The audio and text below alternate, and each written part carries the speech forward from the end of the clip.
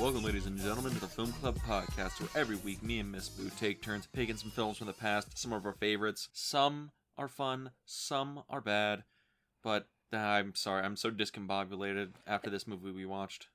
Are you? Are you really? I don't know how I feel about this movie. Yeah, you think Jason X deserves an Oscar. Not an Oscar, but definitely more praise than it does. That movie's hilarious. But yeah, so Boo, what movie are we watching this week?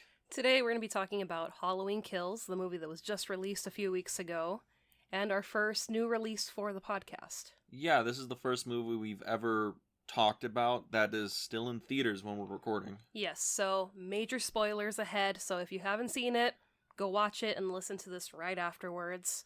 Or if you want spoilers, listen to it right now. Be a rebel. Yeah, I mean, we are going to go into whether or not you should see this movie, shouldn't see this movie, what's going on in it. Mm-hmm. So we're going to try and help you decide if you're going to want to watch it. And then you're going to want to talk about it afterwards. Exactly. But yeah, Boo, so feelings about the film before we get into the spoiler territory that is going over the plot. So, we watched it the night before it premiered, and... Yeah, the Thursday preview. Yeah, the Thursday preview. And we kind of left the theater kind of feeling like, what just happened? I want to say we left feeling a little disappointed? Is that the right word? A tiny bit for me. Yeah. I didn't feel, like, tremendously disappointed, just, it wasn't what I anticipated it to be. Yeah. I envisioned the storyline being something kind of different than what we got.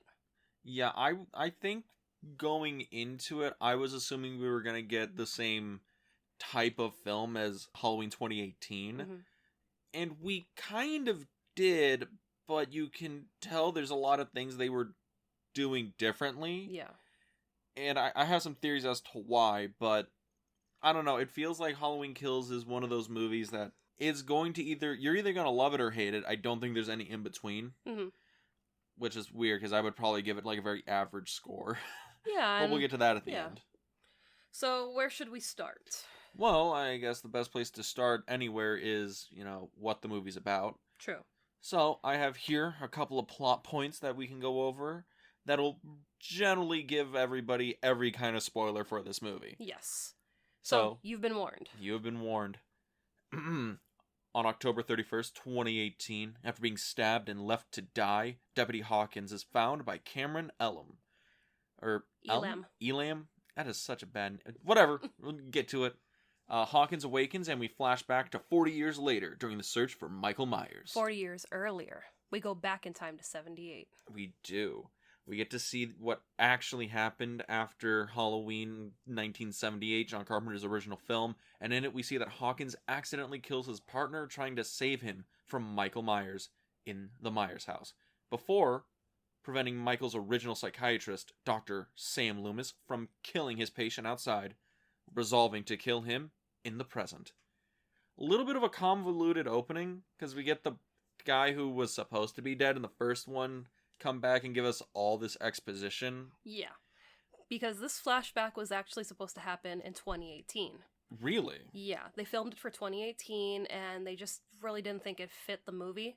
So 2018 was a lot tighter than this, and there wasn't really any place it could have fit in gracefully. Yeah, so it made sense that they didn't put it in 2018, and I think that's why people love 2018 so much, because it's able to stand on its own. Yeah. We get, not flashbacks, but we get... 2018 doesn't stand on its own. It definitely really, really is hoping you have seen Halloween, or at least familiar with the series.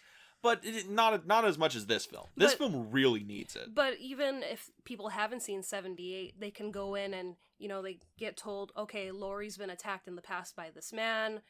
She's been waiting for him to break out of prison to, go after her. Or, sorry, out of the sanitarium to go after her. So it's like, you really don't have to see 78. It's a survivor story. Yeah. And a trauma story of, if this person gets out again, I have to kill him before he kills me. Yeah, that's true. And Halloween 2018 does stand a little bit better on its own. Yeah. With this opening, they really are banking on you being a big Halloween fan. Which I am. Which you are. I love the flashback. One thing I didn't like about it was the length of it.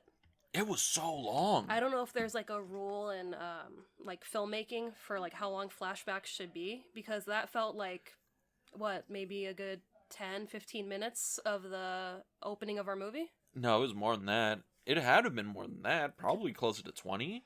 But I digress. I'm really bad at judging the length of sequences in movies, so it might have only been like 10 or 15 minutes. But looking at it, most screenwriting, I guess, people I've ever talked to has said either you do not include flashbacks at all, or if you do include them, short and simple, and they have to they have to be really warranted.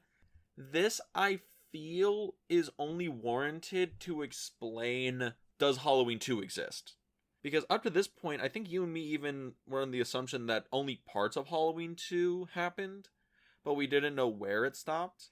Yeah, I mean, I think the only thing from Halloween 2, apart from Haddonfield Memorial Hospital, is when they show Annie on the gurney with Brackett. So I think it's like we're kind of getting a little bit more of Halloween 2, but this is also their way of kind of erasing everything that happened in Halloween 2. Yeah, it also establishes that pretty much all the Halloween sequels never happened. Yeah. It's a good opening. It's a good little sequence. It definitely feels more in line with the classic slasher stuff. Do you think this flashback is unnecessary? Do you think it's more fan servicey than anything else? I think so. I don't think the film needed it, because I think the film would have been strong enough, like 2018, where we're just continuing what happened that same night. Yeah, we get a little bit of like, hey, this is 2018 says, okay, 78 happened, and everything else is like, don't worry about it. Mm-hmm. All you need to know is like Halloween happened. Yeah. And then where this one, it's like, okay, guys, we're going to spend 20 minutes filling in everybody's plot conspiracies, and then we're going to get to the actual movie. Which, don't get me wrong, I did like the flashback. It was well done. I mean, I love that they incorporated film grain to make it look like 78. I love that they rebuilt the house. I mean, you go into the house, they have the dead dog, they have the broken window upstairs. So it's like, I love that they paid so much attention to the details. I mean, even Michael's mask, he has the hole in the side from where she puts the needle in. The crochet needle through the mask. So I thought, wow, they really put a lot of thought and effort into recreating this. And I definitely think that was for the fans. So I'm appreciative for that. I mean, I even love that they did the big crane shot. Oh, yeah. Where they take off up in the air just like they do in 78 when we see Michael as a child for the first time. So, yeah, I'm kind of on the fence of the movie didn't need it, but I appreciate it at the same time. Yeah, it's one of those things where it's really well made. I just don't think it really served too much of a purpose. Mostly just because Deputy Hawkins, after this, is a non-character. He doesn't do anything. I kind of wanted to talk about Deputy Hawkins. Okay, do you want to talk about him now, or wait till we get a little bit deeper in? Well, wherever you have him in our lineup, we'll talk about him then. Okay, sure. So, we'll get to the next point, because that was just the opening. Yeah. Next point that happens is back at Laurie's compound, a group of firefighters are responding to Laurie's burning house and unwittingly free Michael. Laurie, her daughter Karen, and her granddaughter Allison arrive at Haddonfield Memorial Hospital, where Laurie undergoes emergency surgery. Michael begins to murder Laurie's neighbors, and after that, he begins to make his way deeper into Haddonfield. This is also where Deputy Hawkins come in, and Laurie and Hawkins begin to share a hospital room. They share a hospital room, and we kind of get a visual of their past encounters, how they could have, possibly gone there, but they didn't. So we're just kind of seeing, okay, I mean, for me, I thought, is this going to be like the grand reveal that this is Karen's dad? Who is Karen's dad? I have no idea. Honestly, Ben Tramer. Oh, it probably is Ben Tramer. Where is Ben Tramer? Are we going to get that in Halloween Ends? Is that going to be the ultimate Easter egg? I don't know why. I just think that's really funny. Ben Tramer's this character who's really important to Laurie, but we've never seen him. Ever. I think that's the ending that all Halloween fans would want. Ben Tramer finally shows up. Ben Tramer finally shows up. And saves the day. Exactly. But, yeah, so this whole section of the movie, I guess this is when the movie actually starts, because we pick up right where Halloween 2018 left off. And I think this is where I first noticed that this was going to be way different than 2018, because the firefighter sequence, that's something from Friday the 13th. That is not a Halloween murder sequence. Yeah, that was the vibe that I was getting. And I had said in 2018, this is going to be Michael on PCP. And yeah, we got it. I mean, there was a chainsaw kill. You've got axes. Yes, you've got, that rod that they use. But one thing I loved from that scene was the POV from the broken goggles. Yeah, it's a well done sequence, and you can tell from that opening sequence, that probably cost more than the whole rest of the other movie did. Yeah. And I think that might be something that was a detriment to the film more than something that helped the film. Because I think with the last film, the budget was like significantly lower, and it incentivized the filmmakers to, we're not going to show all the gore and the violence, and we're going to leave it up to the audience's imagination, which is inherently scarier than just, let's just show these firefighters getting disemboweled. But neither here nor there. Yeah, and we love firefighters. We thank them for what they do, but in this movie, I thought it was a cool sequence. It's a cool sequence. It doesn't feel Halloween to me. No, it doesn't feel Halloween. Mostly because it's like 78, 2018. Those ones were very much, more thrillery. They didn't show their hand all the time. Yeah. But this opens with, hey guys, we're going to make it Michael Myers disemboweling like 15 firefighters in front of a flaming house, and it's going to be really cool. And they were actual real firefighters too. Oh, no shit. Yeah, so they actually brought in legit firefighters, so they knew what they were doing, which is pretty badass. But I saw that you mentioned Sandra and Phil, Laurie's neighbors. Yeah. Those are the neighbors that Michael kills, like right after he kills the firefighters. The drone couple. Yeah. I mean, she had some pretty wicked drone moves. Yeah, I guess. Okay, this is one of those things where I liked the sequence up until the gore started going on. And I'm okay with gore. I don't really care. Dead Alive, we talked about last week, is the goriest movie ever, and it's great. But it was really scary when Phil's looking around. He's like, hey, I heard something.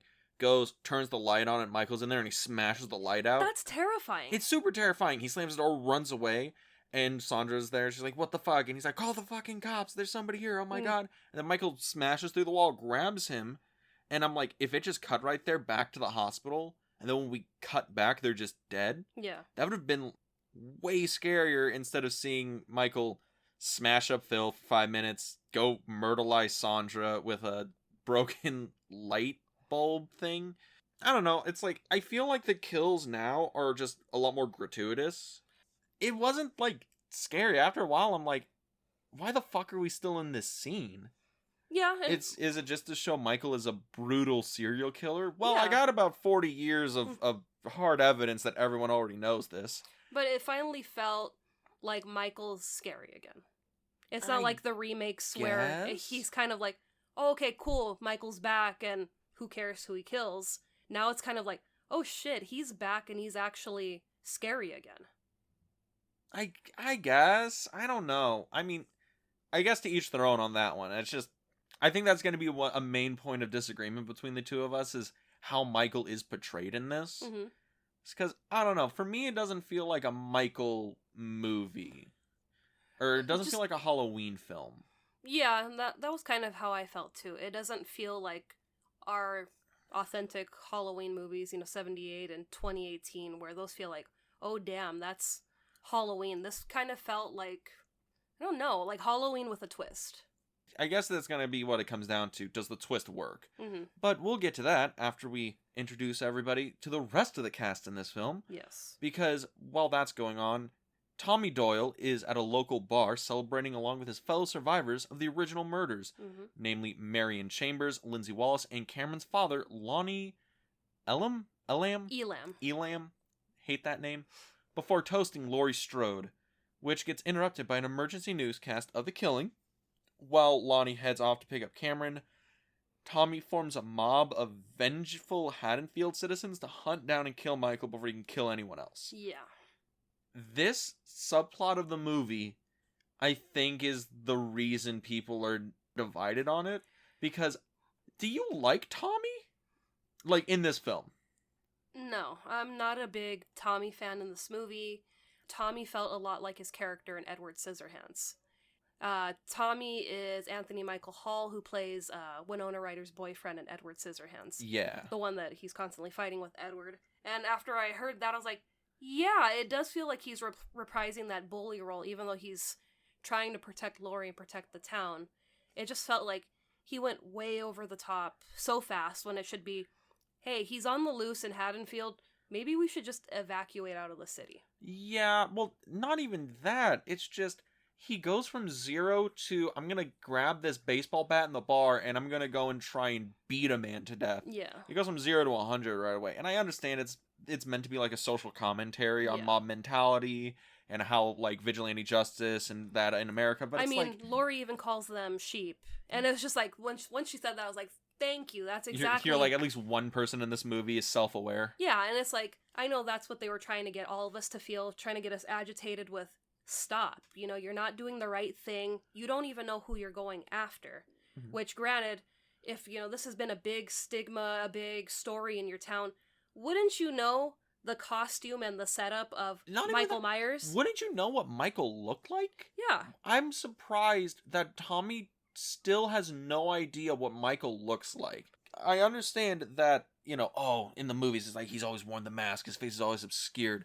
But I'm like, they show his face in the emergency broadcast. Yeah, they show him and they show the other inmate that has also been missing from the bus crash. And it's like, so you have the two men in the picture and it's like, well, aren't you going to figure, maybe the tall, slender one is Michael, not the short guy that they think is Michael. Well, in the newscast, it's under Michael's picture. Michael Myers. Yeah. And look, that's besides the point. But I really do think that is a big issue with this film, is how Tommy Doyle's portrayed. And Lonnie really wasn't part of the story in 78. That's another thing. Like, they bring back Lonnie, who has one interaction with Tommy as a school bully, and then he gets yelled at by Donald Pleasance to tell him to, you know, get his ass away from the house, and that is his entire role. Well, no, he also has an interaction with Michael Myers, after which he is trips only him. in this version. No. In 78, after he trips Tommy with the pumpkin, and he goes running down the stairs at school, he runs right into Michael, and Michael catches him by the arms. But that's not what they use in this film. I know, and that's why it's like, why didn't you recreate that? Because the elementary school is still sitting over there in Pasadena, so it's like, you could have reshot that. And also, in that note, Lonnie knows exactly what Michael looks like without a mask on. Exactly. So, but yeah, so this group of characters and this, like, B-plot that kind of takes over the movie, I think this is where it kind of starts to get a little cringy and falls apart a little bit, because I think the execution of Tommy's mob rule isn't handled as well as it could be, and also Tommy just feels so unlikable. Yeah. Which, I get no offense to Anthony Michael Hall, I've seen him in many films. He's a great actor. He's very good. It might just be like the script isn't here for it, but that's a whole other thing. We'll get into that later. Or that's how they wanted us to feel, because in 78 he's a 10-year-old boy, and you're like, you know, oh my god, he's being bullied at school, and now he's possibly facing the boogeyman. You know, I don't want anything to happen to him. And now he's kind of just, okay, I've been dealing with this trauma from the past. Now I'm going to be an asshole about it and kill him in the middle of the street with a baseball bat. And it's just like, why don't you help people not get killed? It's one of those things where, look, we're spending a lot of time on this one because this is where we get introduced to the characters. Yeah. And their introduction is kind of interesting, but Tommy's, like, spoken word at the really, like, hey guys, let's, you know, have fun at the fucking talent show for Halloween at this bar. Yeah. It's like, bruh, I can tell this isn't how a normal person would react. This is a script to set up something, but that's besides the point. Let's move on. Okay. Because as it goes, the police inform Karen and Allison at the hospital that Michael escaped and is still alive. Karen decides to withhold the information from Laurie to allow her to recover, while Allison reconciles with Cameron and joins him alongside his father to hunt down Michael. While this is happening, Lindsay, Marion, Vanessa, and her husband Marcus. Vanessa and Marcus are the couple they picked up at the bar, right? Yeah, the ones that are in the nurse outfit and the doctor's outfit, but they're not. But they're really, she's a doctor and he's a nurse. Which, whatever. Yeah. And they, all four of them are ambushed by Michael, while warning some kids to stay out of the park and, go home. All of them are killed, except for Lindsay, who manages to escape and hide from Michael. And then Allison, Cameron, and Tommy and Lonnie arrive at the scene later to discover the bodies and all the other dead people on the playground. And they find Lindsay and get her to the hospital. So my gripe is, maybe it's in the deleted scenes when we get the DVD, but we have Lindsay that goes and hides from Michael, beneath the rocks and where the bridge is at. And then we see her in the next scene. She's being carried into the hospital by Tommy, beaten up. And it's like, why did they cut that?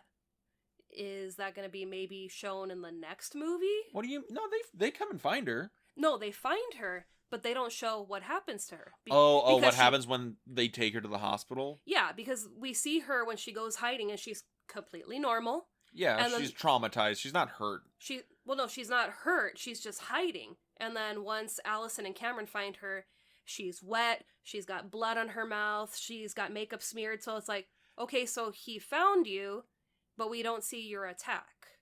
So that's why I was just like, did they cut that from the movie? Are they saving that for the next movie? There was probably a much longer chase sequence involved, because I know that I forget the actress's name that plays Kyle Lindsay. Richards. Yeah, I know Richards. She broke her nose filming something. Yeah, she broke her nose during that scene, and she didn't know about it until after she finished shooting the movie. Yeah, but I was watching and I'm like, I don't think Michael ever got close to her. Well, he throws her into the car, against the car a couple of times, and then he finally throws her to the floor once she's trying to lift the mask off his face. So I'm thinking maybe when he threw her to the floor, her face just connected with the ground. But then it's like, okay, well, what happened? Did he try to, drown her in the water? That's one of those things where I feel, because this is the sequence where we get Michael actually like, oh, he's killing people, and it's, weird and creepy, and there's a lot of homaging going on. Yeah. But it does feel like there's something missing from it. Mm-hmm. I mean, I do like the reveal when they get there, and it's like, oh, all the bodies are tied up around this, like, merry-go-round thing, and they're all wearing masks from Halloween 3. Yeah, I think that's cool. Yeah, my favorite was Vanessa, and what was her husband's name? Marcus.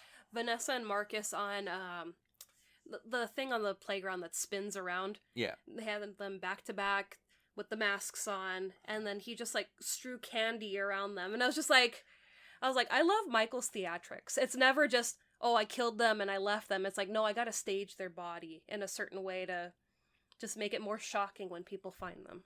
Which is so weird. But that, again, that's a whole other thing we're gonna get into much later. But looking at this sequence and this whole like section of the movie, you set up that the survivors of 78 are here and they're coming back and they're gonna fight Michael. Yeah. And then you kill the only two actors from actually 78 to just get him out of the movie, and you kill him like right away. Well, he kills Marion. And then guess he doesn't kill Lindsay, but gets her out of the movie immediately. Yeah, Lindsay's out for the rest of the movie, spoiler. Yeah. But it was just, it's like... We're going beat by beat here. This is pretty spoilery. We are. So, Marion, when she goes, has the gun in hand, and, this is for Dr. Loomis, and, of course, there's no bullets in the gun. Yeah. And it's just like, this is what, the third time she's died in a Halloween movie? Second time? I don't know. Because I know she dies in H2O. She dies in H2O. I don't know if she dies in any other ones. So it's I don't know if she's been in any other ones other than one H2O and this one. I think she's been in another one. Is she in Halloween 2? No, that's getting into a whole other thing we don't need to get into. Yeah, so it was sad to see Marion go after she was just introduced again. Yeah. But I did love that they redid the hand breaking the glass. Again, more homaging to the original. More homaging. I mean, he even had the wrench on his palm, like in 78, to break the window. So it's like, okay, I like that they're really adding these Easter eggs for the fans. Mm-hmm. Of course, the silver shamrock. Yeah, which is Halloween 3 vibe, which is cool. Yeah, it's like, I love seeing the masks again.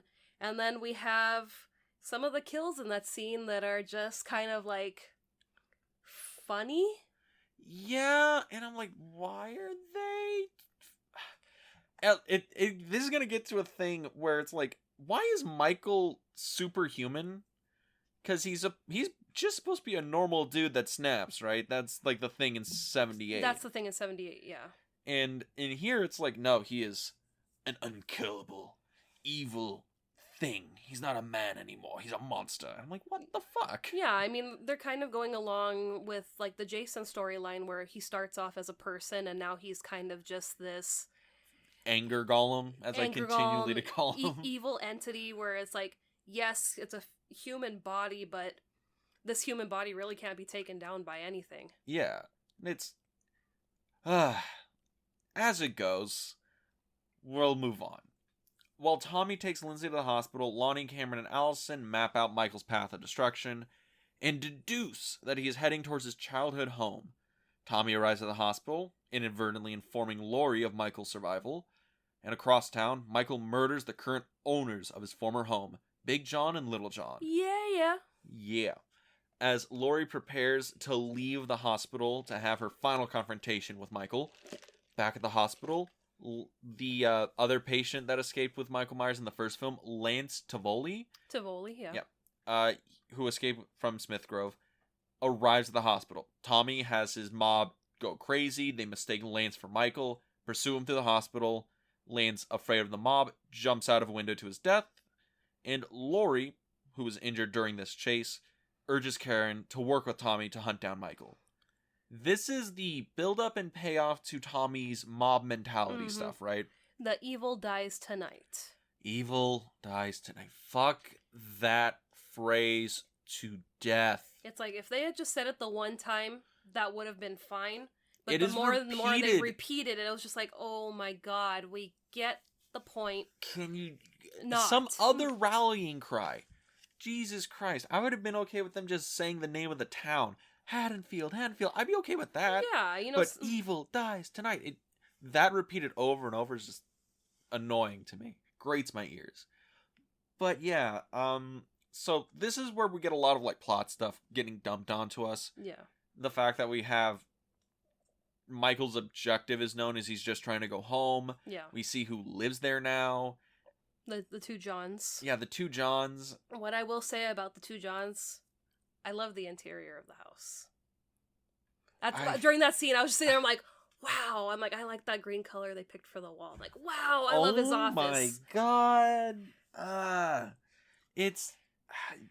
Okay, sure. I was focused on the movie, but I was also focused on set design. Set design is very important to a movie. Mm-hmm. And you're just like, man, I wonder what wallpaper they used. I should use that on my house. But besides the point. So, yeah, and it's interesting, and then we get a lot of like suspense and build-up stuff where the Johns are hunting through the house. They're trying to find who broke in. Yeah. Turns out it's Michael, so they both get gotted. And I like that. Like, this is probably the best kill in the movie just because it actually uses tension, suspense, and I really dig this one. Because we don't see Little John's kill. We only see Big John's kill. Yeah. So I did like the game of cat and mouse. And right away where he's knocking on the back door and then runs to the front and knocks on the front door and he's got them moving around. And as soon as Little John walks away from the back door and you see that he didn't lock the door. Oh, you called that out immediately. You called that out in the theater. I did. I was like, oh, I'm like, you're fucked. I'm like, you did. I mean, granted, it's Michael Myers. He'll break through a window. He'll get in somehow. He'll Kool-Aid Man through a door. Yeah. Oh, yeah. He'll be in there. But it's just like, I was just like, oh, you're fucked. You're gonna die. You're in his house. And yeah, I mean, Big John's death is brutal. Yeah. It's like, stabbed through the fucking armpit. Yeah. It's just like, even in the movie, I was just like, oh my god, that is just like such a meaty, sensitive spot. And it was just like, oh my god. And then he, just crushes his head where his eyes pop out, which that's the first time Michael's ever done that in the franchise. And I'm over here like, yeah, Jason did that in part 6. Whatever. Because Dean's a Jason man. Well, it goes back to this. This feels like a Friday movie and not a Halloween movie. It felt like a lot of variations of different movies. Well, yeah, but the other part of this, plot dump that's going on is that we get to see Tommy's payoff. He rallies his mob. The guy dies, and I felt cold to it because I had no idea who this guy was. He's just a crazy person. That was sad. We don't It know. was sad. We don't know if the sanitarium's like for the criminally insane or Well, if it's it just... doesn't matter if he was like a criminal or not. You know, like he died, but it's because it feels like mostly this is he died because everyone in this movie's stupid. Or the mob is just stupid. For me, what I was getting when I saw that scene, apart from, feeling so sympathetic, because you can tell that he's afraid throughout the entire sequence that we see him. The actor is really good at it. And it's just sad to see that these people who have never seen Michael or encountered him are chasing him. And I was kind of piecing it together. It felt a lot like Bride of Frankenstein, where you have the villagers, chasing the monster with the pitchfork. And it's like, he wasn't the monster. He wasn't hurting anybody. Yeah, it's a sad moment in the movie, but it feels like it was handled so poorly. Yeah, and then you get Brackett saying, see, he's turning us into monsters. You have people, let's kill him, let's tear him apart, and then afterwards, like, oh my god, he died, poor thing. And it's like, you were ready to rip him to shreds. And Tommy's still like, look, I know I fucked up, but like, we gotta get Michael. And it's like, how many times did Brackett and Karen and even Laurie tell him that's not Michael? And he was just so... He got the mob riled up and sent him after him, but I'm like... And Michael... Also, why are they all at the hospital? Why are none of them, like, out doing anything? Because I think Tommy's been there for a hot minute. It's not like he's the other in people and out. And the people in 2018 that were attacked and killed, those are supposed to be, like, their family members that have been getting the calls. Like Oscar's mom. I understand that, but Tommy is at the hospital rallying these people. He's got them rallied. Yeah. They're ready to go. They're all riled up and ready to kill. But then they stay there for, like, however long, and then the guy shows up. Because there's, like, scenes in between him rallying everybody up. They lock down the hospital. Remember, after Tommy gets there, the sheriff's like, you know what? We need to lock down the hospital. Because Karen's yelling that Tommy's on his way here to the hospital to get his mom. So that's when they were like, let's lock down the hospital so that he can't get in. But then you have a whole bunch of sitting ducks that are there if he does get in. Yeah, and then it's the other thing where it's like, oh, they killed a guy and now the whole mob gets to leave again. Yeah. And it's... this is the point where the movie fell apart for me. I'll put it like that. I think the whole Tommy thing just doesn't strike well. No, and then you have the sheriff's department that... He's so ineffectual, they're non-existent. They're not really doing anything. And you have the sheriff where he's in 2018, and they're warning him, Michael's out, he's gonna come, he's thirsty for blood. And he's like, well, we can't cancel Halloween. And it's just like, no, that's not the solution. You have a serial killer on the loose in your town that's infamous for killing multiple people. I think you're gonna want to protect your townspeople versus, hey, you know what, the kids can't trick-or-treat this year. Yeah. It's one of those things where anything that's at the hospital, like Tommy, the sheriff, even like Laurie and Hawkins with their dialogue, it feels so superfluous to the rest of the movie. I mean, I kind of liked Laurie and Hawkins' dialogue when it's just the two of them and they're talking about, that one time at the bar when they kiss. Oh yeah, when they're developing, it's like, oh, the good old days, all this other stuff. And it's like, oh yeah, Jamie Lee Curtis, yeah, great actress. But then near the end of it, she just is like, it is time for me to monologue about the evil that is Michael Myers. Wasn't it so cute when they were talking about how they were younger and what happens if they would have gone there versus just stopping at a kiss? And why do I care? But it's just, kind of to add, like, a little bit of... depth to the relationship? Depth, sure. A little bit of warmth, and then you get, where he tells her, you're so crazy, and she's like, fuck you. So it's kind of nice to see that they're kind of friends. They have some romantic involvement, yeah, but it's like, I don't care. And that's when all about that, because that's when I don't know who Hawkins is. And that's when we get our Ben Tramer drop there, and he's just like... yeah, okay. I do care about that. He's like, man, he goes, we could have, but you were really into that Ben Tramer. She was just like...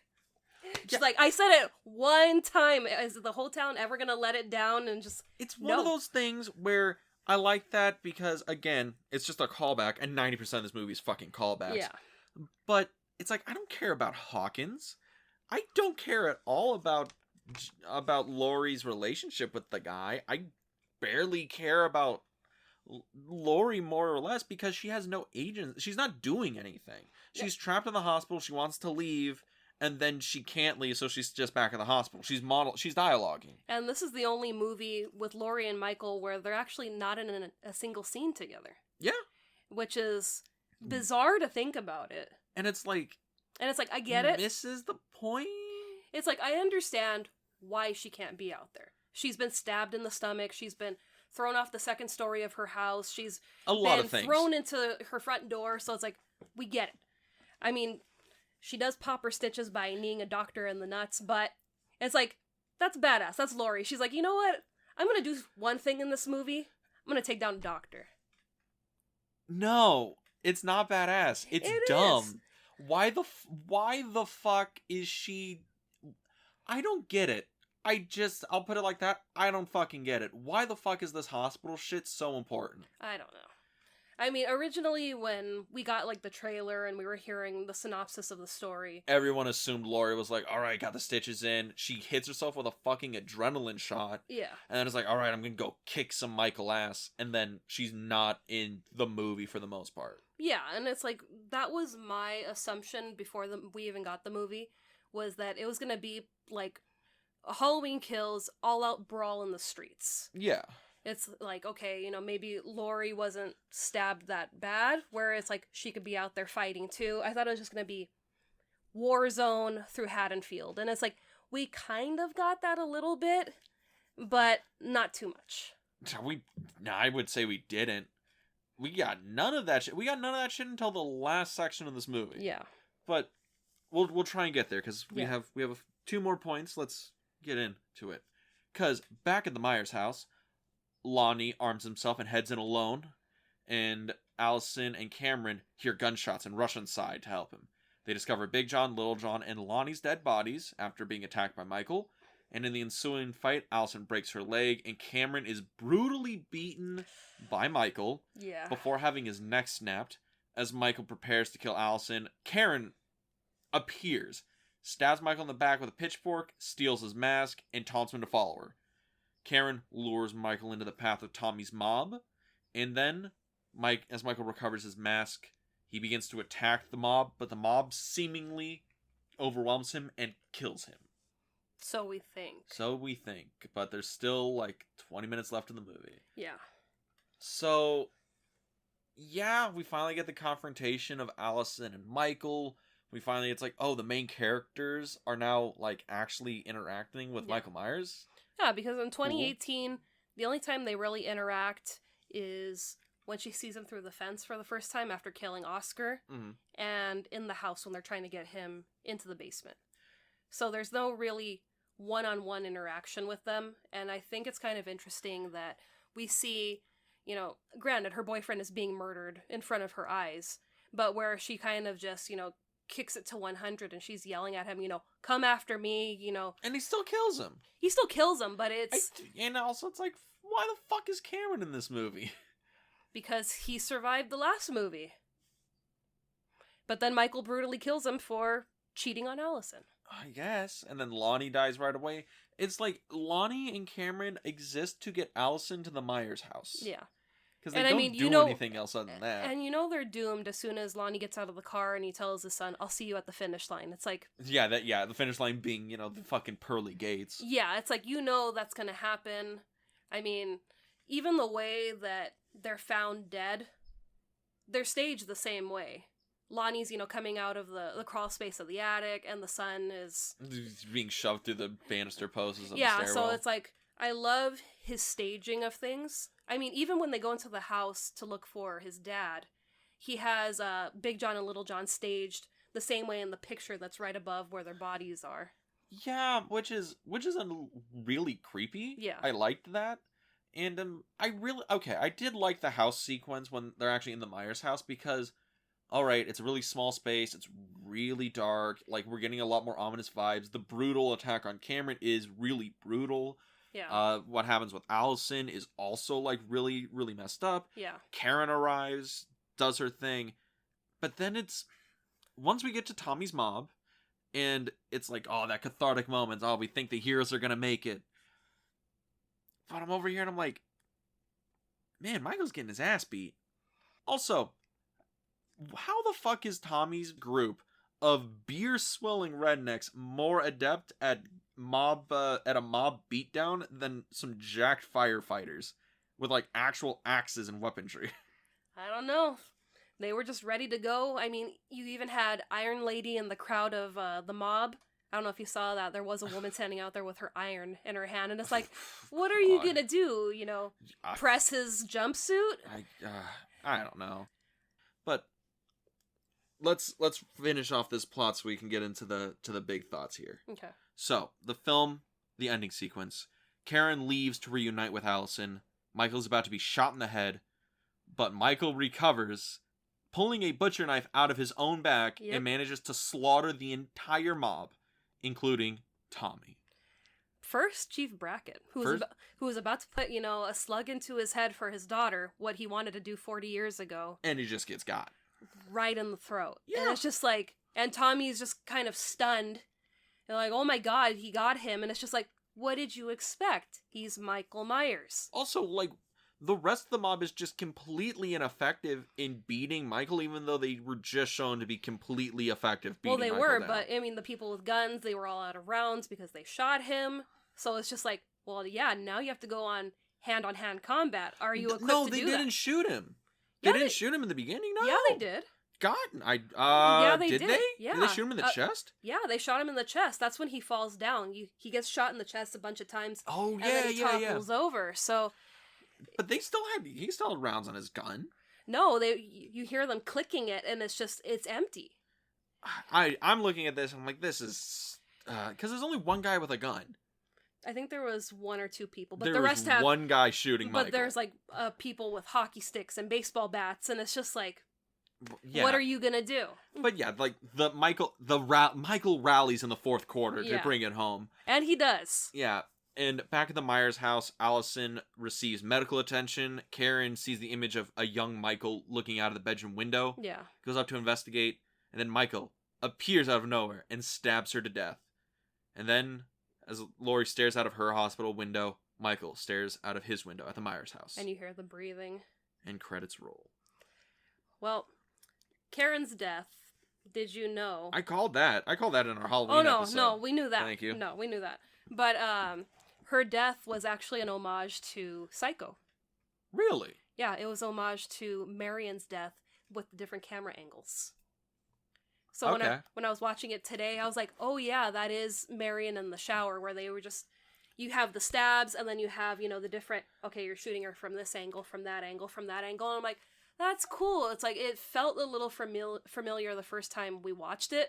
And I was like, I just couldn't figure out why it felt familiar. My response to that is, I don't care. I know you don't care. No. It's not like I don't care, because like that's a really interesting thing. And I love Hitchcockian homages, and I think it's a really good use.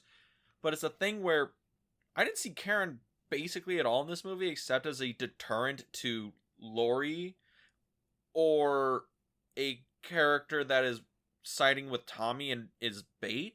And then when she dies, I'm like, I don't really know how I feel about that. Because how did you feel about Karen as a character?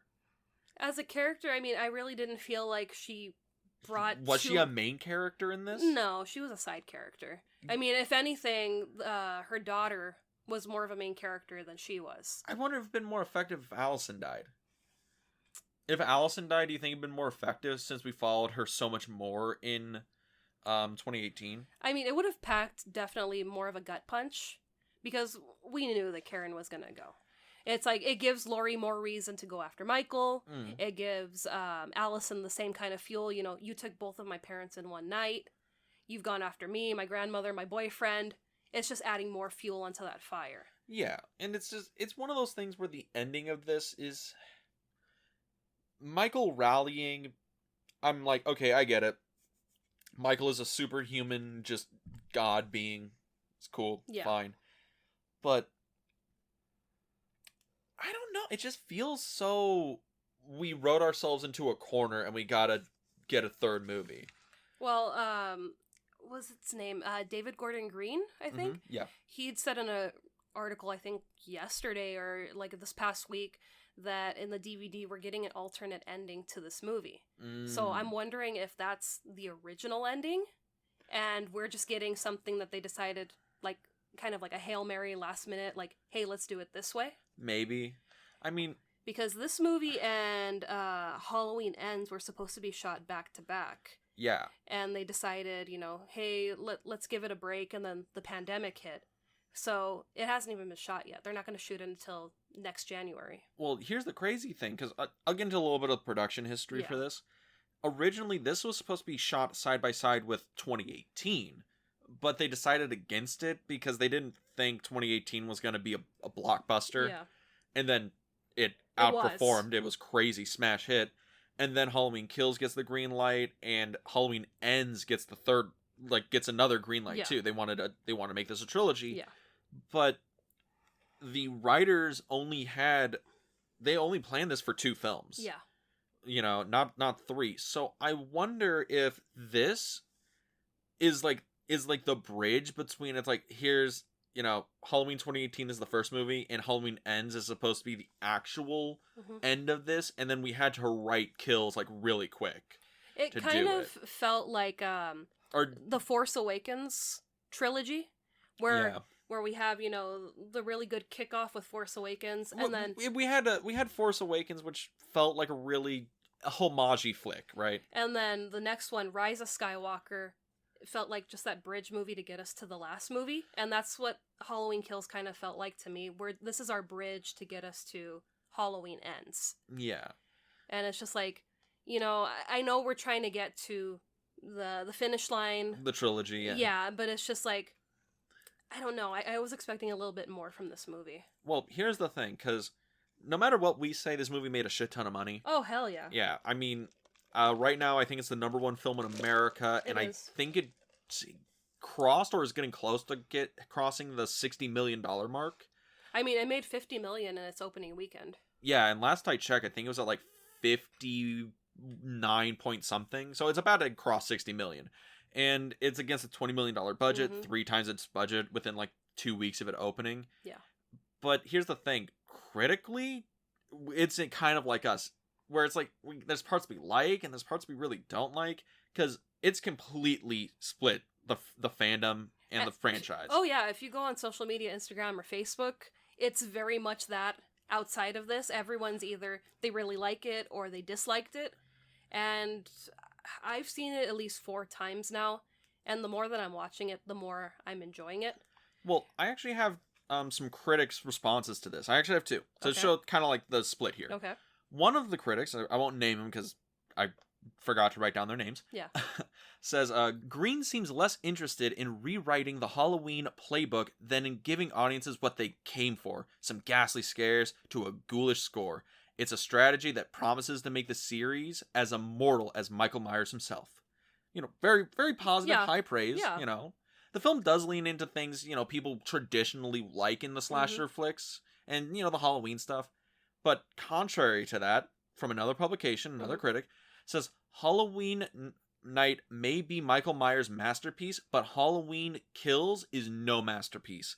It's a mess. A slasher movie that's almost never scary, slathered with topical pablum, and with too many parallel plot strands that don't go anywhere. Very negative. Yeah. Not attacking, and it's attacking the story, and it's not really attacking the kill stuff.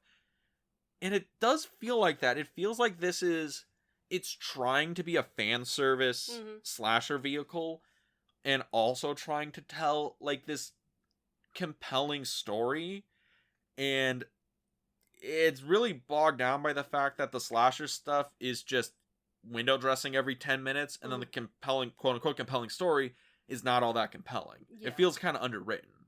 Yeah, and that's why it's like I'd like to see what the original script was, to see what route they went before they knew that they were going to do a 3rd movie. You'll probably be able to find it. A lot of scripts like this that went out to people, they end up online pretty quickly. We could probably find that script. Yeah, because I'd be interested to see how they would have finished things off in 2 films. Well, honestly, I'm thinking it probably would have been... It's the same thing with 78. Halloween 2018 works best by itself. Yeah, and that's what John Carpenter wanted with 78. He wanted it just to be a single film, but because of the popularity that it gained so fast, the studios are like, you know what, this is a cash cow. We're just gonna make bank. We're gonna keep doing it. And yeah, I kind of feel like after seeing this movie, like, yeah, 2018 could have stood on its own. It feels like this is such an unnecessary step. Yeah, well, I mean, it's the bridge to Halloween Ends, so... And do you want to say what we know about Halloween Ends? Which makes us have a lot of reservations about it? Yeah, we were kind of under the assumption of it's going to be the same night. Yeah. But then again, night has to end at some point, so I'm like... Well, that's the thing, Halloween ends, and we figured that means, this is the end of that night. It's going to end with the dawn or whatever. Yeah, with dawn breaking... And no, we're actually going to jump 4 years into the future. So when it drops... it's going to deal with the pandemic and like the social climate of America in the time. And it's like... And it's like, after living through After actually having to live through that shit, I don't want to think about it anymore. Yeah, it's like, I don't know how it's going to work. It's like, this is a slasher movie. We all go to the theaters just to see... It's escapist, basically. Yeah, when I watch these movies, I watch them to escape. I don't want to think about problems that are going on in real life.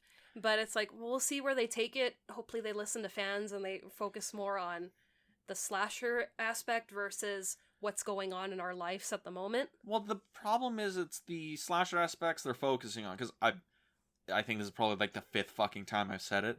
This didn't feel like a Halloween movie. It felt like a Friday movie. It felt like a Texas Chainsaw Massacre movie. It didn't feel like we even Halloween. got Walking Dead because we had Michael have his Negan moment when he takes out Tommy.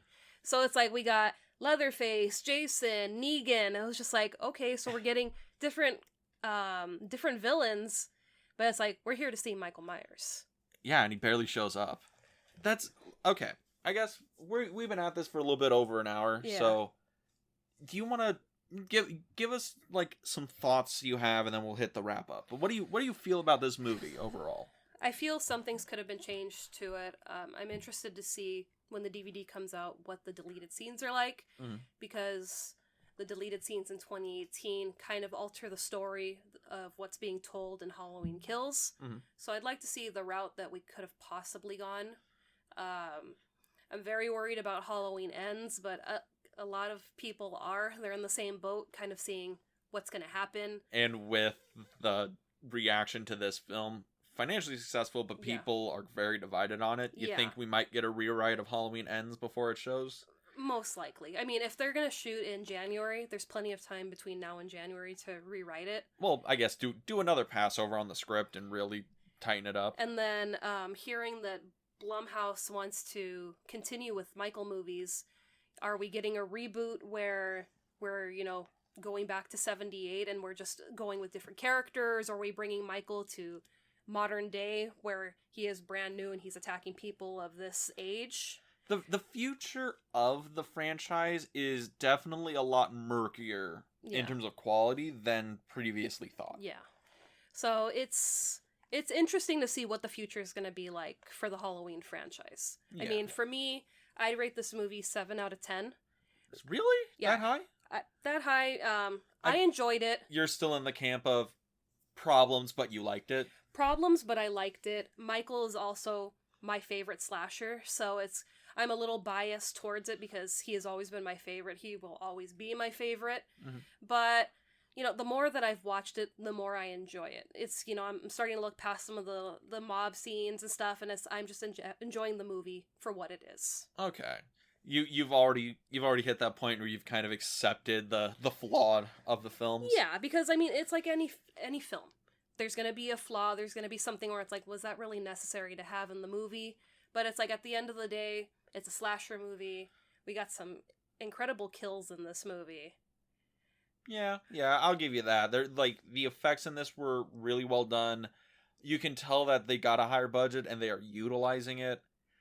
I mean, we get the funny kill with Vanessa, who shoots herself in the head with Michael kicking the door, basically pulling an Indiana Jones on her. Just, boom, you're dead, gone. Yeah, the kills in this did feel a lot, better. You can tell that they put a lot more work into this. Yeah. Mostly because they can show it on screen. Yeah.